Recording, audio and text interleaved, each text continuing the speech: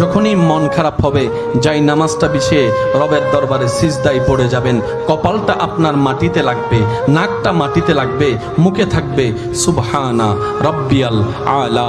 একটু আওয়াজ দিয়ে বলি সুবহানা রাব্বিয়াল আলা।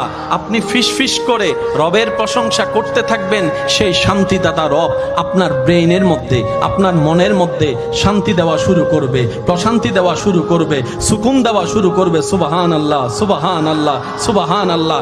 আপনি তখন বুঝতে পারবেন এই শান্তি কত জায়গায় খুঁজেছি, এই শান্তি পাওয়ার আশায়, সুখ পাওয়ার আশায় কতজনের দ্বারে ভিক্ষা, মায়ার ভালোবাসার ভিক্ষা করেছি, জীবনে কখনো পাই নাই এমন শান্তি যেটা রবের দরবারে সিজদায় গিয়ে শান্তি মিলেছে। রব বলে যে বান্দা, এটাই তো তোকে বুঝাতে চাচ্ছি, তোর শান্তির জন্য আমি রব ছাড়া দ্বিতীয় কোনো উপায় নাই।